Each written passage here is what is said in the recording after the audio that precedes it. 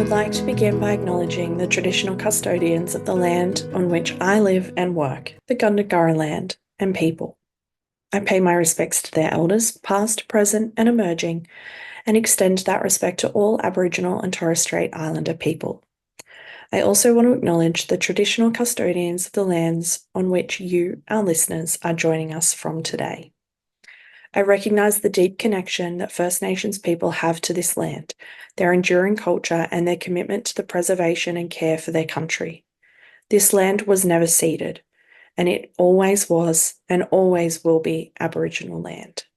Hey there, and welcome to Beyond the Surface, the podcast where we explore the stories of people who have survived religious trauma, left high control or cult communities, and are deconstructing their faith. I'm your host, Sam, and each week I'll talk with individuals who have taken the brave step to start shifting their beliefs that might have once controlled and defined their lives. Join us as we dig into their experiences, the challenges they've faced, and the insights they've gained. Whether you're on a similar journey or you're just curious about these powerful stories, you're in the right place. This is Beyond the Surface. Welcome, Hannah. Thanks for joining me. Thank you so much for having me today. I was saying to you off before we started recording, I love having Aussies on the podcast. It's so fun. I say it all the time. My listeners are going to get sick of me saying it, but it is so nice to have like a familiar voice and accent on the other side. But we literally found out like 2 days ago that we were both Australian and we both thought each other was American. So, lol. It was The quite world we funny. live in, I think. Hey. It is. And I think most of Um, the like evangelical voices are yeah. American. Yeah. There I is mean, here. yeah, to be fair, whenever I say the word evangelical, because most of the time, even in Australia, we don't really use the term evangelical a whole lot, True. unless you are in like big mega church culture, and then you might. Mm. And so I naturally just assume I see the word evangelical and I think, oh, America or Canada, maybe, but usually America. Yeah. So, um, I mean, we've kind of hinted at it, but where in the world are you at the moment? Would you believe I'm in Australia? You are in a warmer part of Australia than I am currently, though. I am. I'm in like southeast Brisbane. So it is at the moment beautiful, like sunny, blue, like bluebird skies. It is gorgeous. It's going to be 24 degrees, and this is winter. As Yeah. a person who grew up in Melbourne, I can't believe I was missing out on this my whole life. It is like the biggest secret Australia has Oh, kept. yeah. See, my wife is originally from Queensland. We lived in Brisbane for about 6 months and I hated every second of it. As Oh, of growing, like I grew up in the Blue Mountains where it's like freezing. It was like humid central. It was disgusting. And then we moved to dry like central Western Australia where it was not any better. It was just, I went from humid heat to dry heat. It was just a whole thing. yeah, we Uh, moved a lot as well. We've done Perth. I liked Perth. oh Perth yeah, Perth is was lovely and beautiful. dry and lovely. And then we went to like East Gippsland in Victoria, and it was wet and cold, and there was mosquitoes and flies in winter, and I was like, this is not good. We're giving a good wrap up of Australian weather for people internationally right now. It's very diverse. Okay, so you've sort of hinted already at you didn't start in Queensland. So I like to start these episodes with a really vague question, which is where does your story start?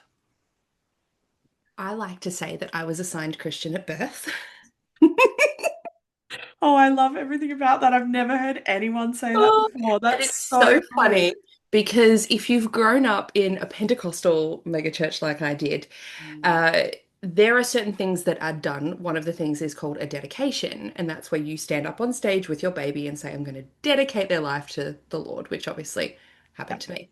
And just this week, a friend that we knew when we were in the church that I'm still Facebook friends with put up a photo of their dedication of their kid, but their kid's like 5. And my internal judgment was like, oh, that's a bit late. It's like 5 years of the kid's Like, life. what have you been doing? And I had to stop myself and go, isn't that so funny? That was my knee-jerk reaction to Yeah. think, why didn't they do this before, right? And they're in a cultier church than I grew up in. So I'm still confused. But anyway, assigned Christian at birth. Right. Okay. So I love that terminology. That's so good. What did that look like then, growing up in that space? So, Particularly as like a young kid. yeah, it was at the time, obviously, my normal. Yeah. And all of our friends were at the same church. Our next door neighbors were at the same church. Their cousins who lived down the road were at the same church. Mind you, this church is like 45 minutes away in the city, and we drove there 4 times a week. Yeah. You know, It's like like it's never just once a week, is it? never, never. So, I mean, it wasn't consistently 4 times a week, but Mm. especially as I grew older and I was going to youth group on a Friday, I would do the Sunday morning service and the Sunday night service, which is the same service. I don't know why I went twice. Yeah. And then usually a prayer group on the Wednesday. But then my mum was part of the women's leadership, so she was in the women's ministry. So we were often there on a weekend at weird random times when no one else was there. So I know all like the back offices, like they were my playground, right? Yeah. Yeah. So yeah, that was the I guess growing up, it was just a second home Yeah. or a second family. Yeah. Did you like it? What did you think about church? As a kid, I loved it. I think I'm a very spiritual person Yeah. normally, and so I thrived on this spiritual expression that I was taught from the get-go. My brother never had that. He was 4 years younger than me, and he couldn't give two hoots about going to church. Whereas if I think I already had that internalized eldest child standards, right? Type Yeah. A personality of like, oh my God, we're going to be late. We cannot be late because I would notice if you were late, collectively, everyone sort of turns and they shift in their seat and they look and you're like, oh my goodness, I Yeah. didn't want that. So you learn through these social cues what's allowed and what's not allowed and what you're going to get judged for, even if nobody says it. Yeah. And so, even down to things like there was such a toxic culture that I didn't recognize at the time.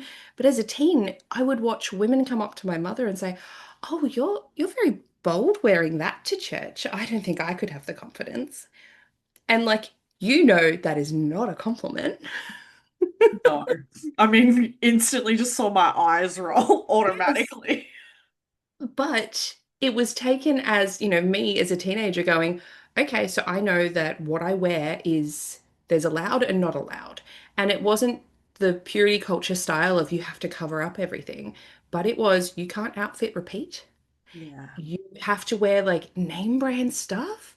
It Mm. was that kind of you dress up for the Lord, which is Yeah. Yeah, so you can't just wear like cash clothes to church. I was wearing Like, heels at like 13. oh God. Who did I think I was?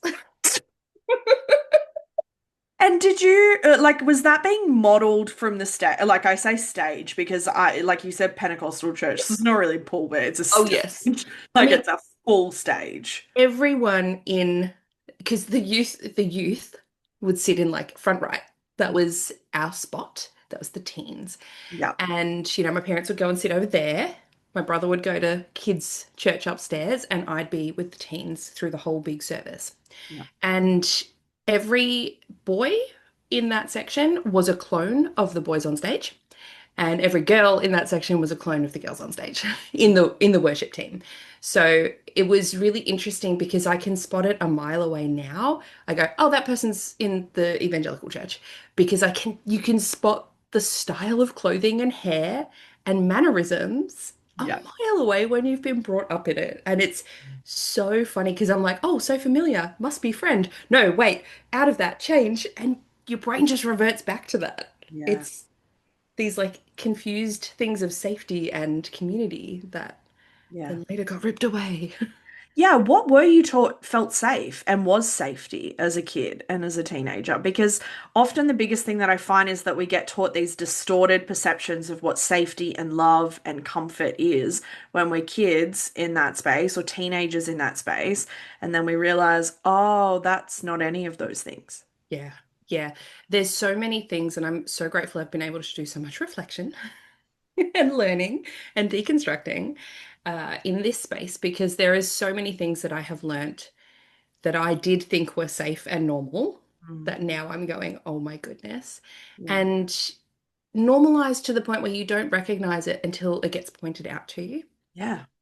to the point that if you've seen, which I'm sure you probably have, but if you've had seen the Shiny Happy People documentary, I remember when the first one came, at season one, I told my mum, come on over, we'll watch it together.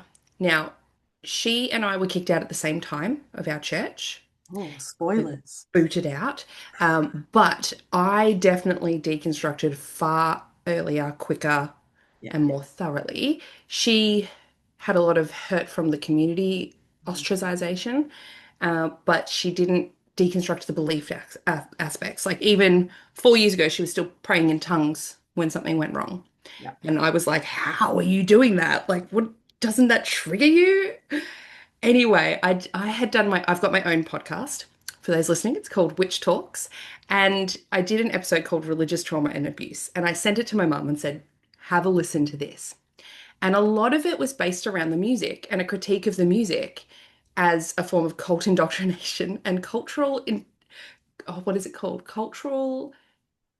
There's a word and it sounds really fancy and I say it in the podcast, but I can't remember unless I read it off my script. Liturgic. Anyway, doesn't matter. It means when you try and make music similar to normal popular music outside of the Oh, church. yes, I know what you mean. I don't know what the term is either. Yeah.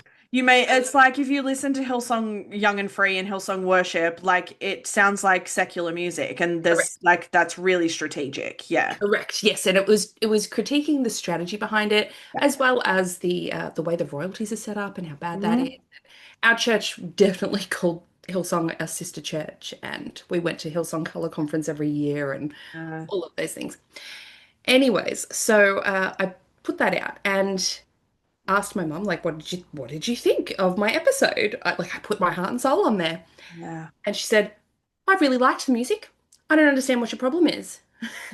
And I was like, okay, that's all right. And I thought, she can't hear it from me. She needs to hear it from someone else.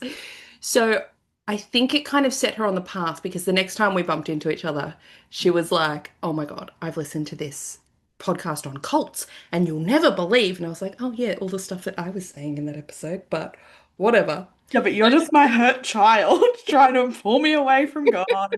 I think I talk a lot about music because music is one of those things. It's like when you mix indoctrination with art, and it is like powerful to our nervous system. It's crazy. I have a Substack coming out next Friday about the harm and like the cringiness of Amazing Grace. Mm, Because man. yeah. Like I just saw you shudder as I said it, which is most people who have been in and out of the church, their response. But That music is really intense for a lot of people. 100%, that episode that I did was triggered by me going to the doctors here in Brisbane. Mm, And I walked in and they were playing Hillsong. And I was like, ugh, yeah, what are you doing? And I was so like triggered that what I would say is a safe space being a yeah, doctor's office yeah, would be doing that. So it was triggered by that. Anyway, so finally mum goes down this, deep dive into cults and like every type of cult. And I said, well, there's this new show coming out called Shiny Happy People. Let's watch it together. So we sat down. Neither of us had really heard of the Duggars specifically or watched any of that. So it was a big learning thing. yeah. But when the little umbrella image comes up, right, which is this big umbrella with Yes, God and then the husband and hierarchy. then yes, that pops up and we both went, we had that in our church. Mm, Why did we have that in our church? And it was kind of like this, we knew it so well, it was so familiar. mm, Then they started talking about blanket training. mm. And I'm not responding to that. I'm just watching, right? And mum's sitting there with her hands on her face going, we did that. And I'm like whipping around going, what do you mean? What Yeah, what do you mean you did that? And she's like, it was just what you did. You would put the blanket down and like it was how you started training them to sit in a church service. And I was like, oh my God, like yeah, that's from birth. yeah. You're being trained to behave. Mm. Like, no wonder we're all so traumatized. Just a touch. I'm watching this from like, oh wow, that's real fucked up that they did that. And then mum's like, oh yeah, Oh, ditto. we did that. Oh gosh. I mean, what a moment for both of you though. Like a sort of, to use a biblical reference, the veil is lifted for her and you're going, "Oh, like that's really good, but also really?" Yeah. So I think she'd never even, part of deconstructing, I think, is just looking at things, Yeah. right? You can call it shadow work if you want to, like shining a light on things that you might have forgotten about. And I think for her, that was a big moment of, how did I do something like that and never question it? Yeah. So it was I mean, for us, it's brought us closer. She sends me all her favorite cult podcast episodes she finds now, and Oh, it's, I love that. it's great. So, Oh, okay. Let's rewind a bit because I like as a kid and as a teenager, were you taught? Well, I feel like the answer is always yes when I ask this question, but I'm going to ask anyway. Were you taught purity culture messaging? oh yes. Yeah. Oh What yeah. did that look like? What flavor of purity messaging were you taught? We were taught the here is a piece of paper, pass it around, everyone scrunch it up. Yeah. We can't get it flat again. Yeah. Same with a $20 note type of, if we do this to it, it's never going to be, your value is still there to God, but to everyone else they can see, et Yeah. cetera, et cetera. And that was done in youth group. And I remember even telling my mum that, and she was like, I had no idea they were doing stuff like that. You Mm. guys were just upstairs and on a Friday night, we weren't watching what you were being taught. Yeah. Like that was a big part of the messaging. Yeah. And So I'm assuming being part of a Pentecostal church, because I find that this happens more so in those spaces than others, although I was not in a Pentecostal church and it still happened. But did you feel like purity culture was very intrinsically wrapped up in diet culture? I have talked about this quite publicly. So I had an eating disorder, Yeah. and I reckon 9 out of 10 girls in my youth group had an eating disorder. Yeah. And part of that was I had undiagnosed ADHD and autism growing up. Yeah. And obviously that eating disorders is actually a big indicator of Mm. that being undiagnosed. Also, I mean, but mental health was demons, not actually mental health. So there Hmm. was no hope for me at that point. And the pressure to look good, the pressure to, there was that kind of concept of, which we also see in New Age circles as well. So people have to be careful. This is what I teach a lot of people on. This purity of food Mm. that comes along, like, oh, we only eat organic, we only eat this, and this has higher vibrations, is what you might hear in the New Age side, right? And we had people that were in the definitely more cult, we had friends in more culty style churches that were a lot more closed off, that Mm. would live on almost like a little commune where they had their own orchard and things like that, which isn't bad by Mm. itself. But when it's done in that way, there is this purity aspect to it Yeah. that comes in definitely. So there was that. There was almost like a competitive vibe with the girls, like, well, I only ate a muesli bar today. I only Yes. did this, and we would see it the most coming out at youth camp, Mm. where you're all sort of shoved into a room together. Yeah. And yeah, so I think it breeds that kind of culture. It didn't help that it was also the early thousands, which No. was not a great time for that anyway, with the messaging in the media. So, but Yeah. yes, I have often linked purity culture to not just what you do with your body, but Mhm. what you put into your body in many different forms, how you Yeah. dress your body. You'd have people that were like, we only wear organic linen, you Yeah. know? Yeah, absolutely. So, I talk about it as a triangle of purity culture, diet culture, and rape culture, and mm, they're all wrapped up in one. They all feed one another, they all breed to one another. It just is like because purity culture teaches you that your body is not your own, and that if something was to happen to you, that is absolutely your fault. And so it is just all of it is just all like intrinsically wrapped up in one uh, lovely little churchy bundle. well, the problem with the church messaging is that if something good happens, it's because of God. If Yes. something bad happens, it's your fault. Yeah. So anything bad, you internalize and turn it around on yourself. And anything good is never yours, and you can never be proud of that because it's always you give that glory to God. Yeah, absolutely. So Yeah. damaging. Like, Yeah. oh, I mean, all of it just lose you in it, correct. right? And it Yeah. does disconnect you from your body, from Yeah. your intuition, Yeah. everything. Yeah. I like to ask this question because usually there is a pretty big shift, not for everybody, but for some, and based on your Instagram, I'm pretty sure there will be. Um, during this period of time while you are in church, who was God to you? Um, I always struggled because I was told what God was supposed to be, Yeah. which was fear God. Yeah. And I was like, but why Which is is a good and a bad thing, Yeah, right? like Like they that's would tell where. me it's a good thing to fear God. And I was like, but isn't he supposed to be like a loving father? Mm. Uh, but that sort of loving father, and look, my own father is very loving, but we grew up with, you know, the belt and smacking and all of that because that's what was normal at the time. And also in the church was definitely advocated for. And so there was this aspect of punishment and trying, constant striving for proving oneself in Mm. order to have a reward, aka heaven, or even just like not being smacked or whatever it was. So it was this wrapped up in that like fatherly figure vibes. Yeah. And then the opposites of God is meant to be all loving, all kind, all good, all moral, all just. And I'm reading the Bible going, Or but he's not. And yeah. then getting the doubt your doubts, not your faith.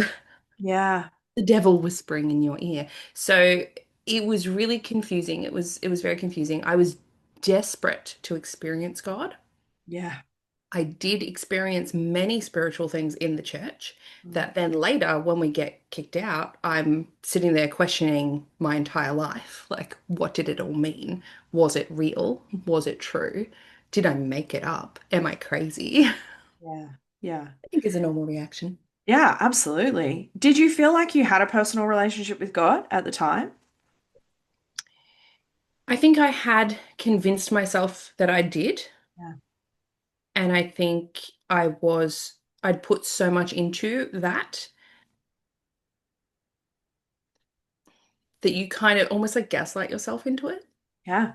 if that makes Well, you sense. can't not, I don't think. It's so risky to allow yourself to even follow a thread of that. Yes, Because, correct. and so I think yeah, I think part of it is gaslighting, and I think part of it is just like, confirmation bias. You make things make sense. I use the term mental gymnastics. You make it make sense, even if it doesn't make sense, because for it to not make sense is too risky and too dangerous. The consequences of it is so high. Yeah, So absolutely. I mean, I had a vision at the altar call once when I was a that's a young very child. godly thing to have happen. So godly. And when I came to, I told the pastor and my mum that I'd had this vision that I was going to be a missionary Right. because I'd seen this like image of me looking down at these children. I was obviously from an adult perspective, and there were these children standing on like a dirt floor. They had brown skin. I was like, obviously, this is a mission trip because that looks like a 40-hour famine ad.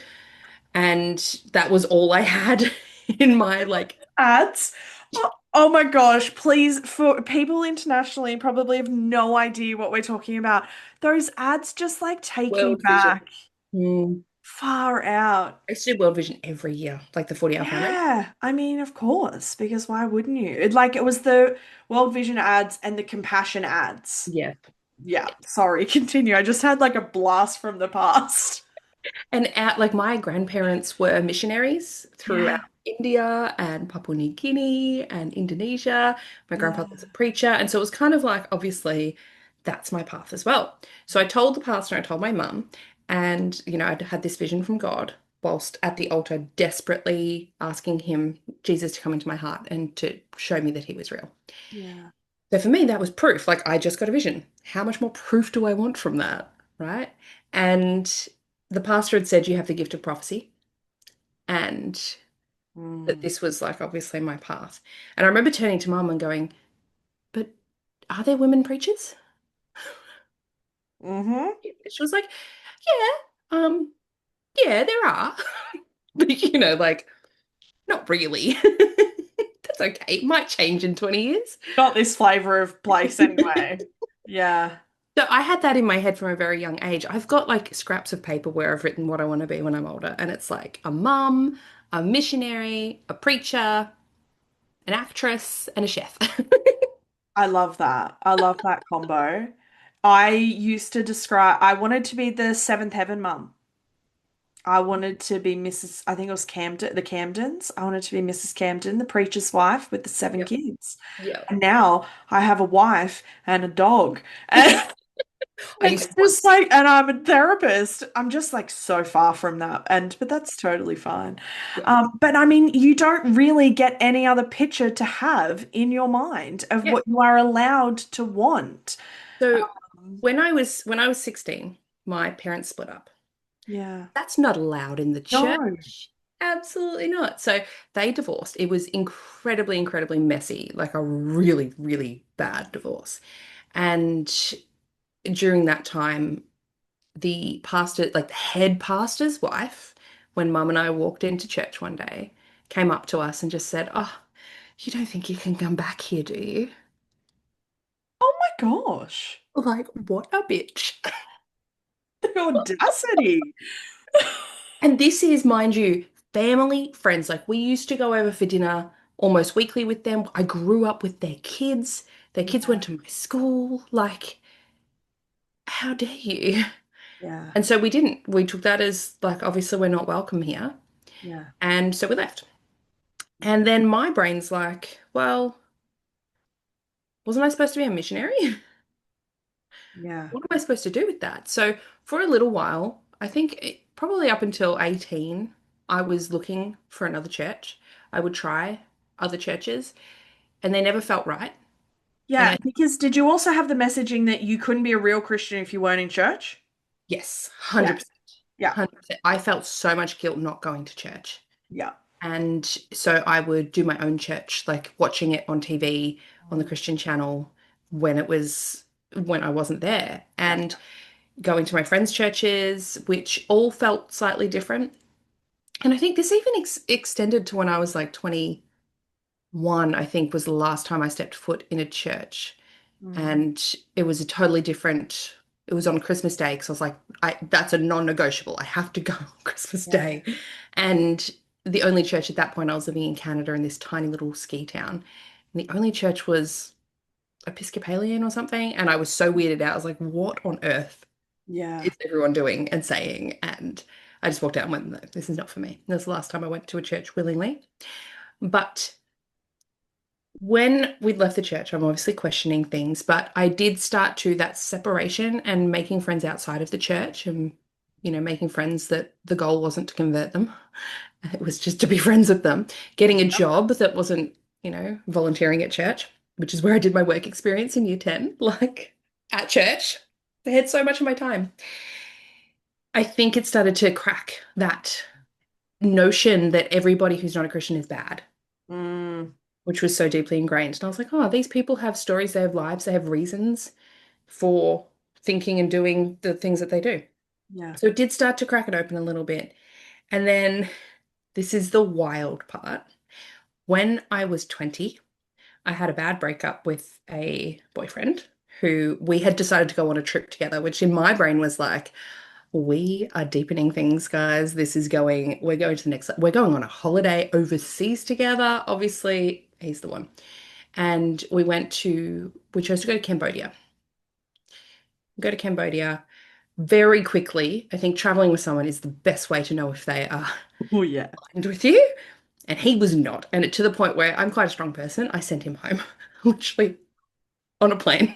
I was like, we are not doing this. But I I'm love everything about that sentence. He pissed me off, so I sent him home.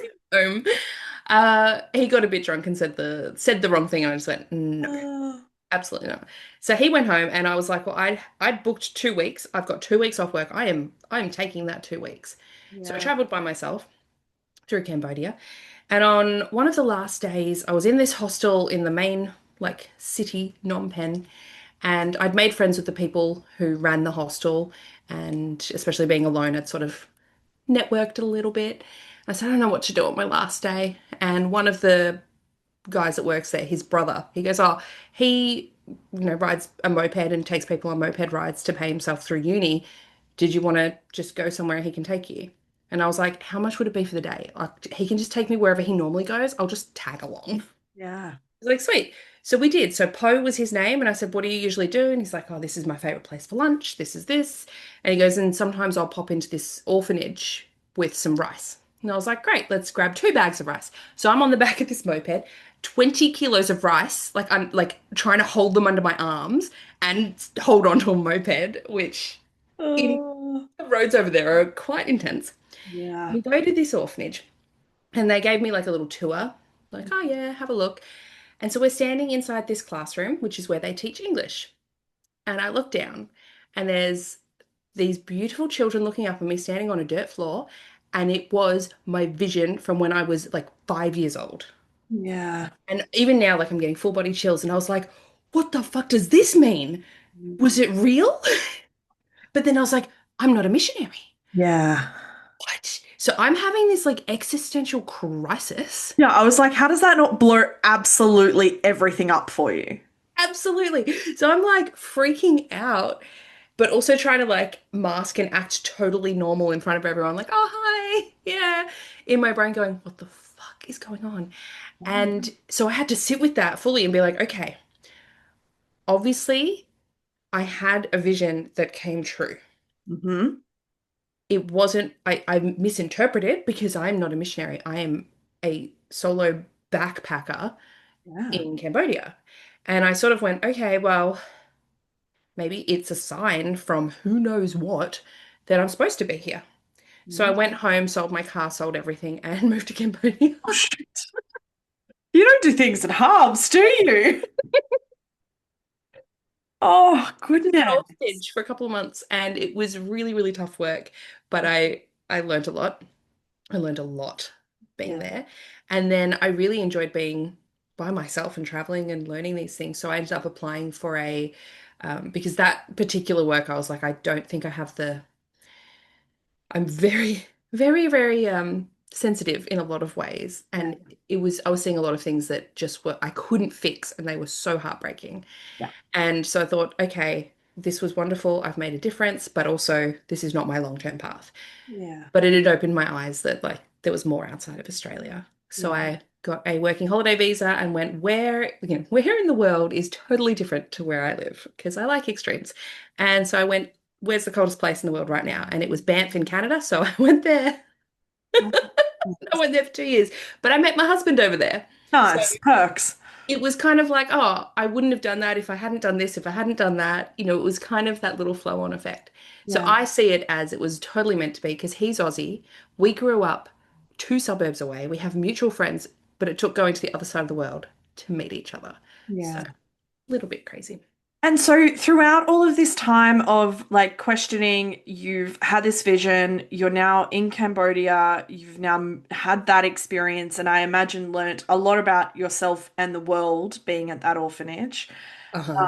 And then over, like, what is all of this like? Like, what is, because a lot of people don't realize that, like, you can leave the church and the church doesn't exactly leave you magically, Mhm. right? It doesn't just automatically disappear. The conditioning, the obedience training, the fear of, punishment and eternal torment and all of the stuff doesn't just magically disappear. So, what was all of that like for you, particularly going into different cultures?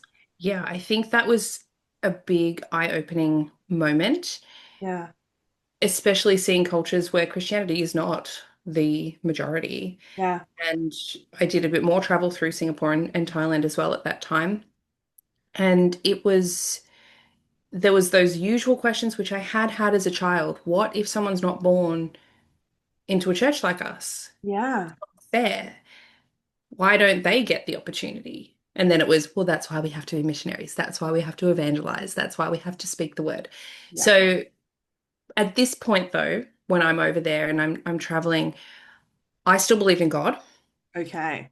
I used to say, though, I'm agnostic. That felt safe. I believe there is a God, but I don't think I have all the answers. And I Yeah. don't think they had all the answers. I think there's something missing.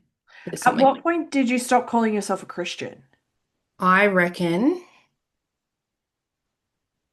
maybe 3 years after being in the church when I Yeah. couldn't find another church that felt right. Yeah. And it sort of, I don't even know. I don't know if there was a specific point. I think it just sort of slowly dropped away or Yeah. got filled up with other things. Yeah. And still very drawn to, like, I'd still listen to Hillsong music. I would still pray. I still had all of that, but it was like I'd just sort of taken the core elements that I thought were necessary Mm. and left the rest. Yeah. Then, and I think as well with the divorce, like my dad was still allowed to go to the church. How is that fair? So, like, there was a few of those sorts of Well, questions. we know because he has the right body part. That's why. That's why he's allowed to still go to the church. Exactly. So, and none of Oh, the friends ostracized him. So there was a bit of interesting thoughts going on around all that. I mean, did And you lose community? Like, did you yes, lose friends? everything, everyone. Yeah. I had to move schools because school got so. My school was a Christian high school that taught creationism instead of science. So Mm. even when I moved schools, I couldn't take a science subject in year 11 because I didn't have any science learnings or background. Yeah. Like it's so bad. We lost everyone. I have reconnected with a few that were like my close Mm. friends growing up that felt like cousins, but there Yeah. was a few years where no one talked to me or to my mum, still not to my mum. So it was, yeah, it was a shock to have all of Yeah. that taken away instantly. Everyone just turning around. And that took a long time to sort of process in terms of, and I think that's with my mum as well. That was the hurt part. It was like, and taught to you like that's church hurt. That's not God. It's my least Like, favorite term. but the church is built in the essence and image of God. Yes. Yeah. Anyways, so yeah, that was pretty shocking. And I think as well when I met who is now my husband, he grew up Catholic, but not strict Catholic. Hmm. And so I would say things like, but do you believe in God? And he's like, I don't know, probably not. I was like, what do you mean? What do you believe in then?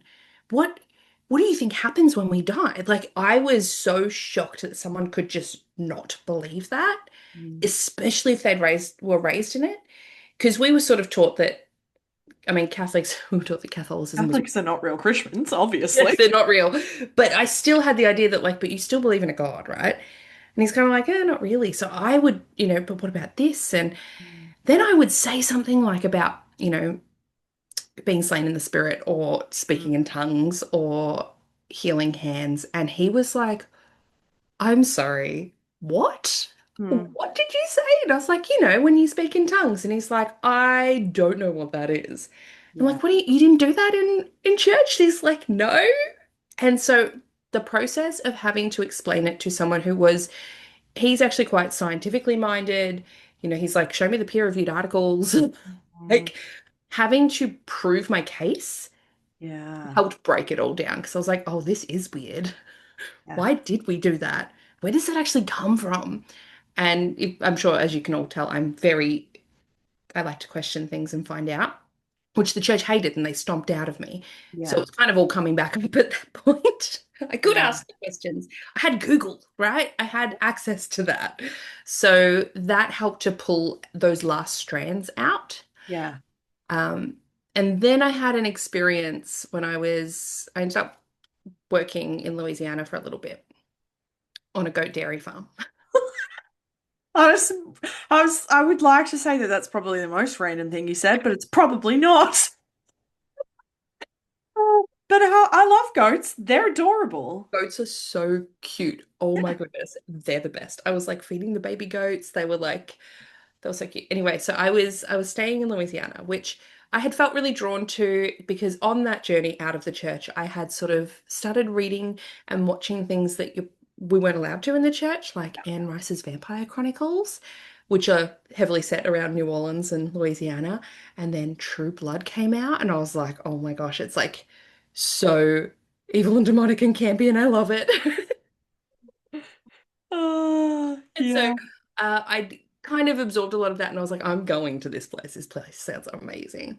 Mm. And I did. And then I had this spiritual experience that was terrifying, and it threw me right back in the church. And this was an experience of sleep paralysis, Yeah. but it didn't meet the usual definitions of sleep paralysis. And my straight away calling on the name of like in Jesus' name be gone, like that, Yeah. like this is a demon. I'm being attacked, obviously. Yeah. And it didn't work. Shocking. And this was my first time very fervently, very authentically, like calling on the name of Jesus, Yeah. situation that I thought needed it Yeah. and was told for so long that it would work, and it did nothing. And I was like, oh no, oh no. I And mean, I imagine that was absolutely terrifying on top of the terrifying aspect of what you were already going through. Like, I presumed I was getting dragged off to hell. Like I cannot describe to you the terror, but I'm sure you can imagine. yeah. And it was every fear that I'd had growing up when my parents told me there were demons hiding under my bed waiting for me, Yeah. coming to life. And I was totally alone in a caravan, which for the US people, a trailer, surrounded Yeah. by cornfields in rural Louisiana. If you've ever seen signs, cornfields are very creepy. Mm, So that was terrifying. As soon as I like it just ended up going, but not because of anything I did. And I'm doing the whole, there's angels in every corner of this bed, like everything that I could think of. I ended up putting on Hillsong music very loud for the whole night. I didn't sleep. I had the lights on. I was petrified. And I talked to the girl the next day, one of the girls that lived there, and I was like, she's gonna think I'm absolutely nuts. mm. But I went up and I was like, has anyone ever had a weird thing happen in that trailer? And she just looked at me and went, ugh, what did you bring with you from New Orleans? And I was like, um, you don't think I'm like crazy? And she's like, this is Louisiana. This is like the most spiritually active place in the world. Everyone has a haunted house. Everyone has seen a ghost. And I was like, okay, um, cool. So what do I do? And she's like, I'll call my friend. He's a witch. My brain did two things. Number one, he's a witch. What do you mean Yeah. he? Wrong pronoun used. Yeah. Which is a gender neutral term for anyone curious. B, he thinks he's a witch. Yeah. Like, Yeah, the inner skeptic would be yes. like huge. So, anyway, so she called him. He was also a male nurse, so my brain was just like blown. Oh gosh. And Yeah. he came along, and at that time, I had no knowledge of anything that was going on. But he used what's called a pendulum. And he said, yes, there is a spirit here that is basically attached to you. I can't get rid of them, but I can protect you from it. And I was like, in my head, bullshit. Okay, whatever. I'll just roll with this because I've started this ball rolling now and I don't want to be rude to the people I'm staying with. Yeah. So he did something, and I wasn't sure at the time. Now I know he boarded the space. And then that night, I was again Hillsong music on, lights on, like straight back in. This is at like the age of 23, so straight Yeah. back in the church, even though I'd been out for like, yeah, so long. And I heard this like scraping on the roof that sounded like nails on metal. And that was all that happened. There was nothing else. And I'm rationalizing it going, that's just a tree in the wind on the roof of a caravan. That's that sound, isn't it? Yeah. But of course, the next day I turn around, there's nothing that is remotely in distance of doing that. So that was a big, I guess, wake up call that there are supernatural something. Mm. I don't know if they're demons, but maybe. And it was kind of like this weird, but the thing I did didn't work, but what he did work. Yeah. Why is that? How come? Where did that come from? So that, I guess, blasted me open in terms of exploring other forms of spirituality. So Yeah. I teach now a lot of people how to not only deconstruct from evangelical Christianity, but how to reconstruct a more aligned version of spirituality, which is so hard to do. And there is no one talking about it Yeah. because a lot of people are like, all right, I've left the church, that's it for me. Mm. But then there are people who are like, I've left that church, but there's something else. Like, I want something, but I don't think it's Christianity. Yeah. And, there's lots of other religions you can go into, but some of them have those same issues. So being able to do something that is spiritually authentic Yeah. and feels aligned but isn't harming you is tricky to Yeah. reconstruct, especially in the face of anything not Christian is evil. Absolutely. And especially if there is such a common experience for people to just leave one form of fundamentalism and go into another, and to just, I even see it in the deconstruction space. Like you can be so fundamental about deconstructing that you are still exhibiting the same dynamics, the same behaviors, the same qualities. You're just talking about the opposite stuff than that you used to believe, but Mhm. the control behavior dynamics are still the same thing. Like it's still the same fundamentalism, just in with a different flavor. Yeah, yeah, 100%. Oh, So I've been on that journey for a long time. I now call myself a witch. yes. So, which was in itself a part of my deconstruction Yeah, because was that moment in Louisiana, was that like the catapult to like rebuilding a new sense of self that felt like yours? a little bit. So after I'd worked there, I went back to New Orleans and I went into because I was still like, what happened to what is this? What is it going to continue now that I've left that spiritually like protected space that was fine? What's going to happen? So I went into a shop that was called Voodoo Authentica. Mm. And it was funny because I wouldn't have gone into that shop before that experience. There's Yeah. no way. But suddenly I was like, they're going to know what's up. I'm going to go talk to them.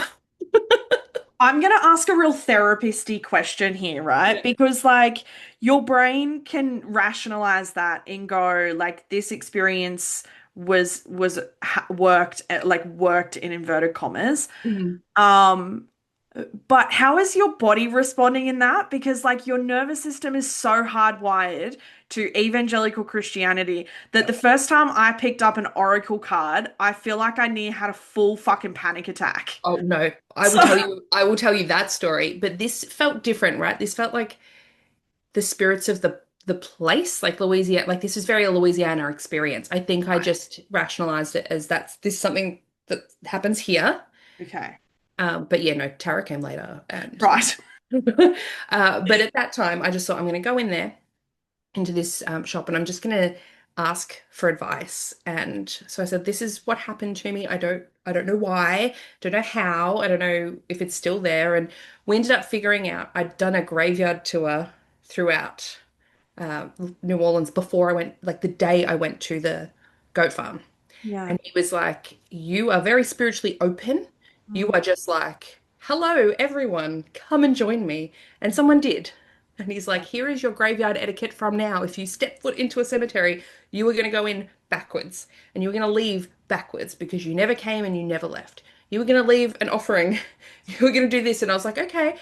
And so for me, that was like rules again, right? Spiritual rules. Oh, Uh-huh. yes, tell me what I need to do. I actually Yeah. still abide by those rules. They're quite clever.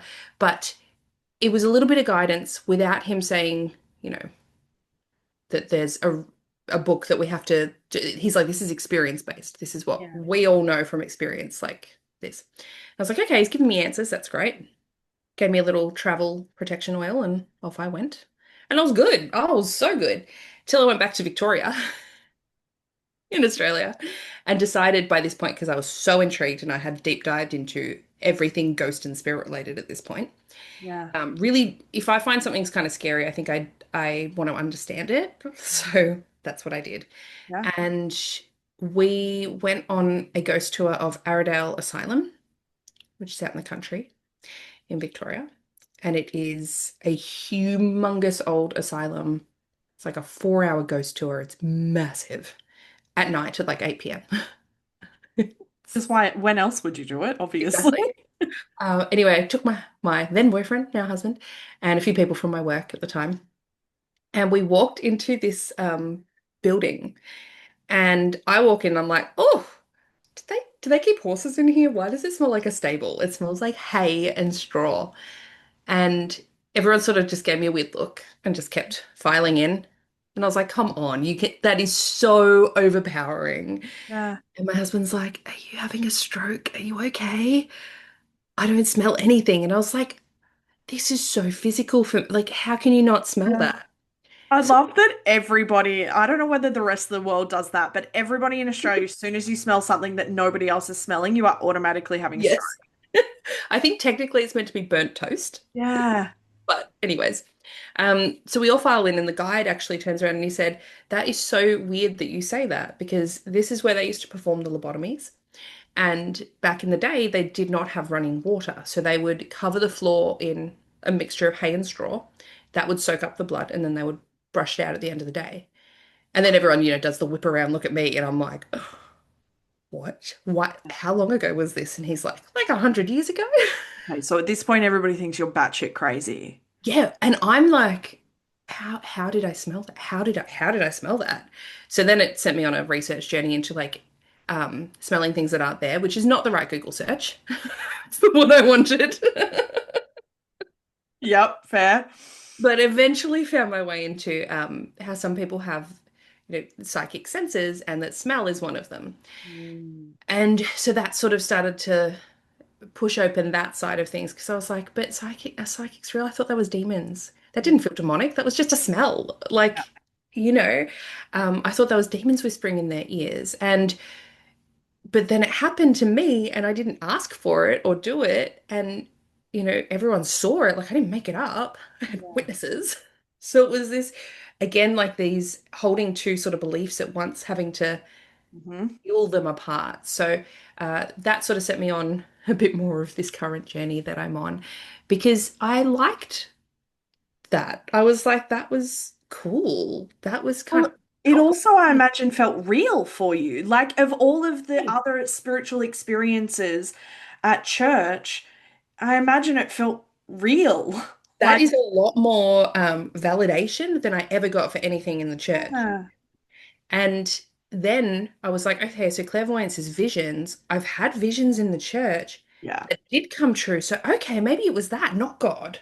yeah. So I was waiting to be like, at what point did you piece that together? But And that was then. That was like, yeah, so that's, 4 years later, 3 or 4 years later, yeah, from me realizing that vision was true to going, oh, okay, maybe it's yeah, not from God.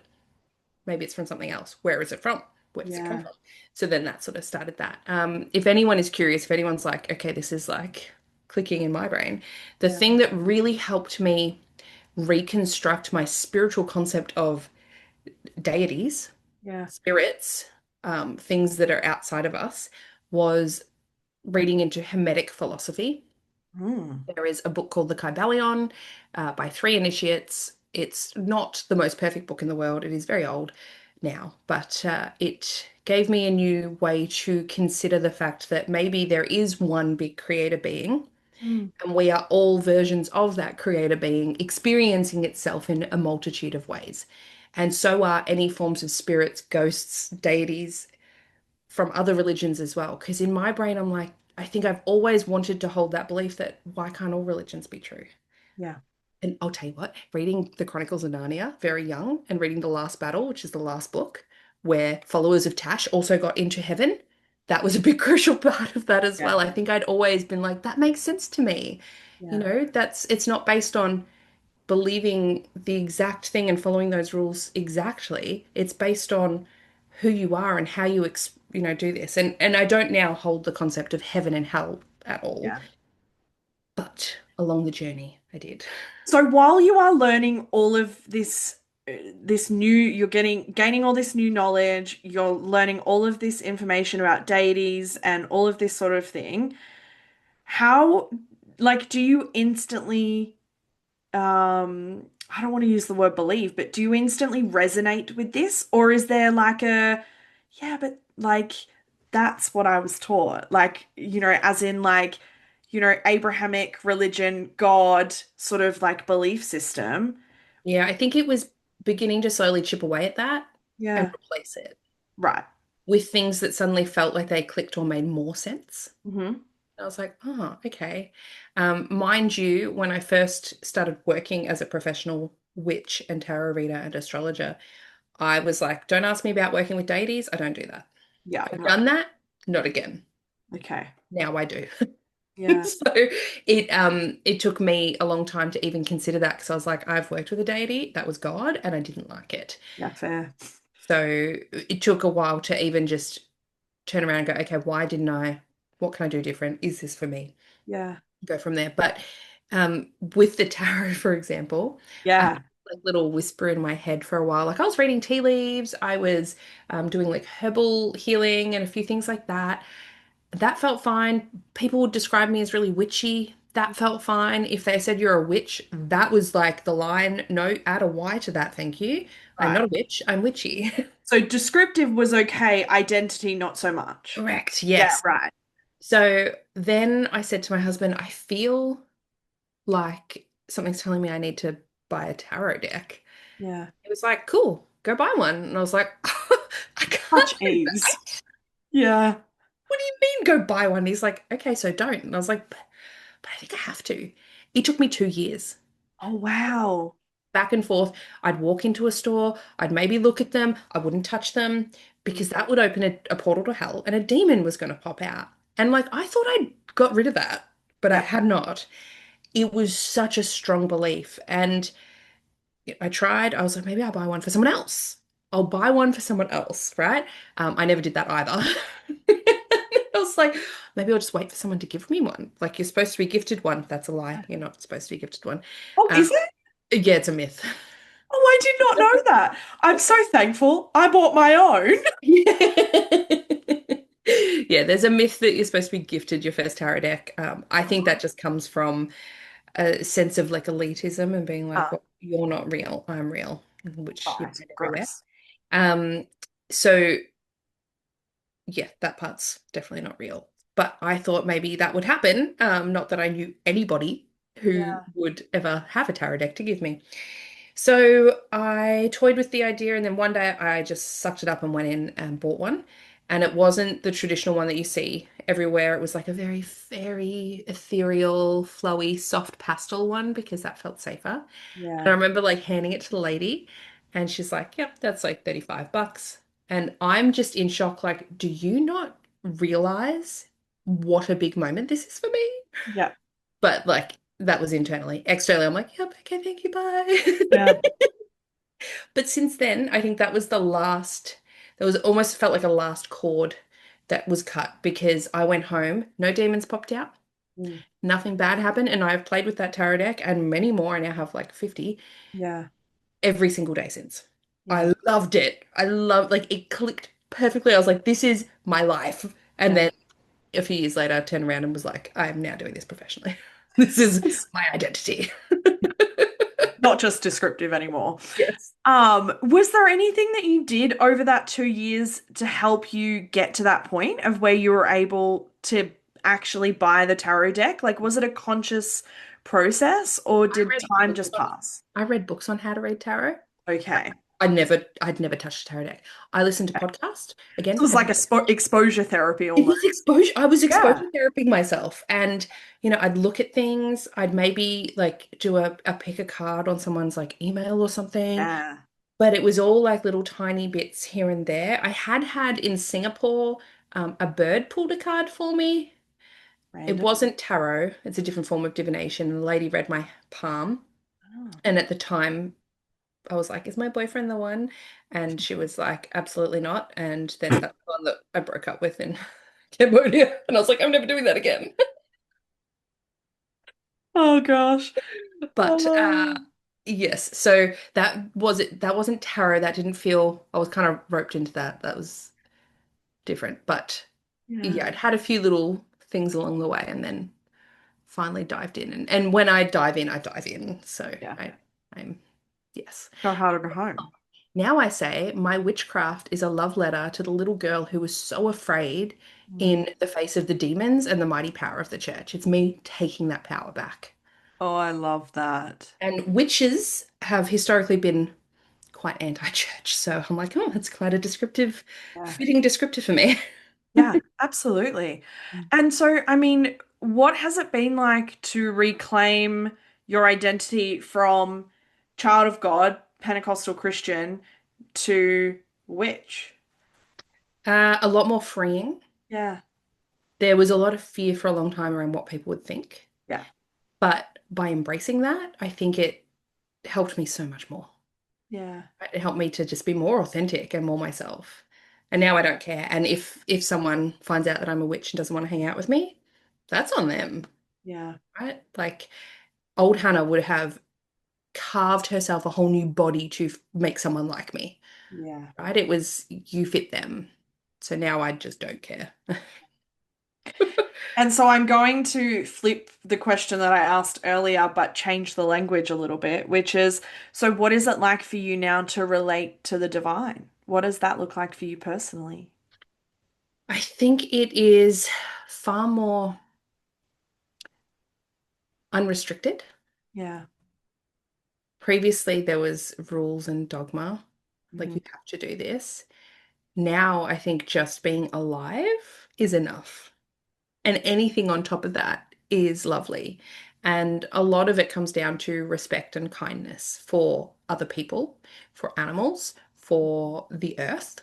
Hmm. And yeah, I think helping people crack out of the conditioning.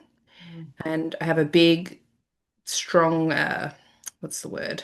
Passion around helping people break free of rapture doctrine ideology, Mm. because that is directly linked to what is happening with the genocide in Gaza. So a lot of my spiritual expression is through teaching people because I think that will do the greatest good, and it's less about look how holy I am Mm.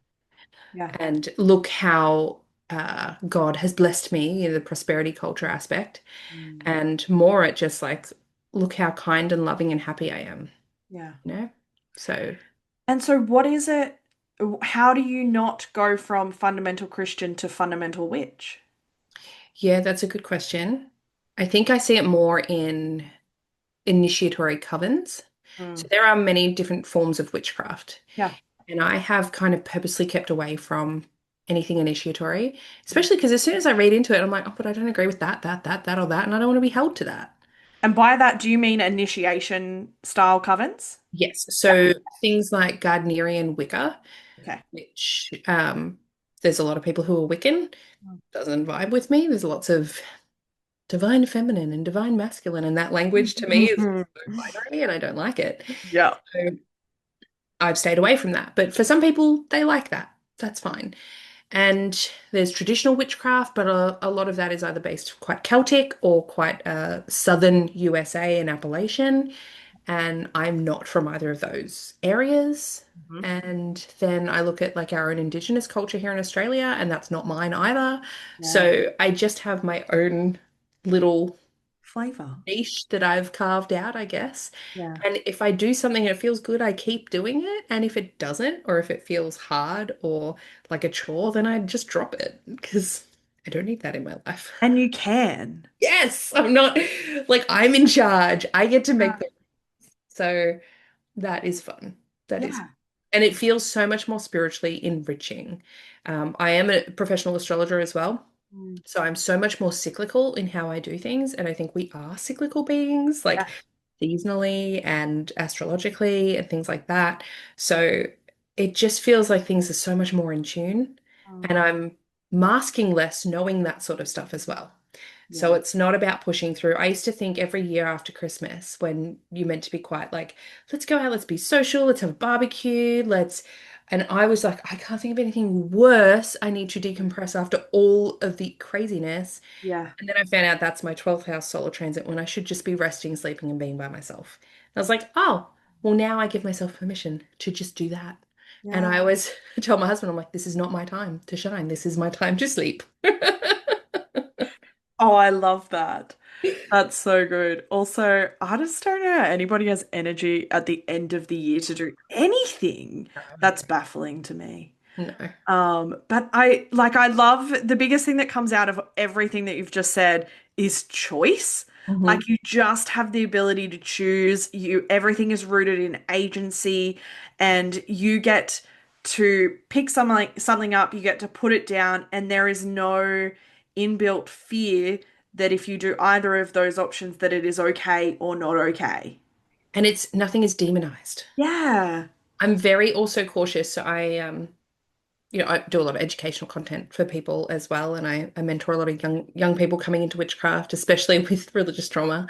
And one thing I see is people often go straight into like, I have to cleanse my home and my things all the time. Mm, And that's like that, almost like that purity culture coming through again. Like it has to be cleansed and perfect, purified. all of that. And, any spirit could be a bad spirit or this. And I did an episode with Michelle Boulanger on demons and negative entities because it is such a hot topic and how they're really not as common or as, you know, they're just not as common as people think. They're not, we don't need to be doing all of these things all the time. That's just these rules we give ourselves. Try not doing it and see if it feels any different. And if it doesn't, why were you doing it? Right? Like that's kind of the vibe. And like Michelle Boulanger reads in Latin all the old biblical texts, has studied comparative religions, like is very knowledgeable on the mythological and historical aspects of negative entities throughout Abrahamic religions and others, and was the best person to talk to take away a lot of those fears that people have. Mm. And they've written a book called the Dictionary of Demons, which I've used to write my novel because it's really great as a little reference book. And it is fascinating, but it is like they come through as they say they're a demonographer, not a demonologist. A demonologist is someone who believes in the Abrahamic version of a demon Ah, and works in that in terms of like exorcisms, things like that. yep. A demonographer is more like a research person who just Study. Yeah. studies it. Yeah. So, really, really intriguing to get that sort of aspect Yeah. from it. And there's so many demons in that book that you and I might have heard of in the church that were based on like a misspelling. Oh, Like it's so funny to read through, and you're like, what? yeah. Now that you are like so far on the other side of that space, how do you look back on your time in church? There's a lot of compassion. Yeah. And even for people that are still in that I can see are struggling, but they are not ready for me to come in and blow that open for them. That is not Yeah. my job. I'm here if anyone needs me, Yeah. but it is not my job. And I don't think we can force it Yeah. before people are ready. So there's a lot of compassion, there's a lot of understanding, Mm. because I know what it feels like. And on social media, I take a bit of a different stance. I will call out a lot of the harmful aspects. Yeah. And if someone chooses to comment, that is on them because they've chosen to engage with someone who is very well versed Yeah. in where their belief comes from and Yeah. very good at picking it apart or trolling them back. But I get a lot of like the most hate I get online because I do have quite a big following. The most hate I get are from Christians. I get death threats from Christians. Like it's insane the stuff that people think they can write Yeah. to somebody who just points out that something might be inconsistent in the Bible. Yeah, as a queer person, when I've said a lot of things publicly and the abusive messages, and abusive is the only way to describe them, they're just horrific. But Like, like, of course, it's going to be abusive because that's what God teaches as love a lot of time. yeah, exactly. And you are so, you just, yeah, I mean, that goes back to, I guess, one of the earlier conversations that we had, which is that you are taught that harm is love and care and, all of that sort of thing. So it's just very twisted and Yeah. distorted. There's so many, religion has infected so many areas, and people have these views, Mm. I'm sure you've seen that there's a lot of people that are like, well, obviously God is and is pro-life, which I don't even like that term, but anti-abortion Mm. care, healthcare. And it's like, but dude, he killed all of the firstborn sons. Like that's like a huge part of your doctrine and learning and belief system that he did that just on a whim for no reason. Yeah. Don't think he cares. Also, there's like abortions performed in the Bible, in the Jewish synagogue by the priest, like by the rabbi. Like Yeah. that was a part of healthcare. And so it's you point out these things and it's like, can't say it. Yeah. Not a thing. This is now, it's switched from just the actual belief in the Bible and what it's taught to what the church has taught me and what politically the church is aligned with, Yeah. Yeah. which I really dislike that sort Yeah. of aspect. Absolutely. I think April A. Joy if you've come across her. Yeah. She does a lot of work around that like Christian nationalist aspect, which we are seeing coming to Australia. Like there are Oh, yeah. pastors with MAGA hats on. Yeah, absolutely. And if people actually want to know more about the Christian nationalism in Australia, Claire McIver is like gold in terms of being able to understand what that looks like. And so she's all over social. She has the podcast Unchurchable, and but she talks a lot about it on Substack, and she's crazy super smart and has come out of a Dominionist cult herself. And so she is wild smart about how we see Christian nationalism in Australia and things like I've that. So, I've been surprised here in Queensland yeah. how prevalent it is. Yeah. And I have never seen so many people on the side of the street holding up a sign saying the end is nigh Yeah. as I have in Queensland, like in random ass areas that you're like, what do you do? Where are you? Where's your car? Like, how did you get here?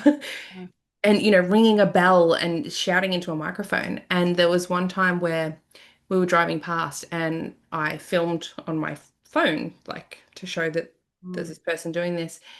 And my daughter said, "Why are you filming him?" And I said, "Well, it's kind of just, I talk a lot about how the mindset of people in the church and how they can use fear. He's talking about the end of the world is coming, and they've been saying that for 2,000 years, and how they use fear as an indoctrination to like trick people to come into the church." And she went, "Oh," and mind you, she's like 7. Oh, bless. She goes, she goes, "Oh, I think they tricked my friend Olivia's parents." I Oh. was like, "Oh, sweetheart, that's and I didn't want to laugh, but I was like, not quite. But yeah, not all Christians will believe this, and there's like 45,000 different ways to be a Christian. Hmm. But yes, it can be good to be aware of how fear makes us do things. I just describe it as the cold rock of Christianity. It's like there's so many different flavors, there's so many different mix-ins, So many, and they so all, many different combinations. yeah, yeah. Yeah, And that's the other absolutely. thing with witchcraft. I don't think I have all the answers. I don't think Yeah. I'm the only right way to express myself. It's just right for me. And Yeah, that is so freeing. absolutely.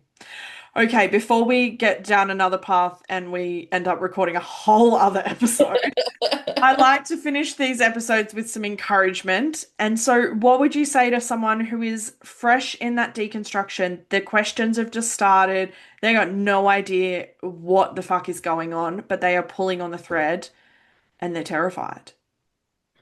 I think sometimes we have to, in my experience is not the only way to do it, Mm. but we instinctively shy away from the things that we're scared of. Yeah. Find the thing that is really scary for you. For me, it was, the rapture. Mm. That belief held strong for a long time because I thought, Yeah. what if I get it wrong?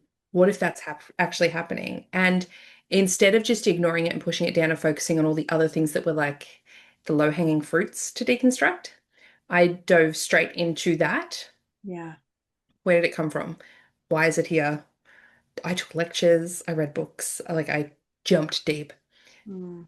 And then once it clicked as to how that all came about and how recent it is, that fear started to evaporate. And then you start to go, oh, what else? What else have I been afraid of?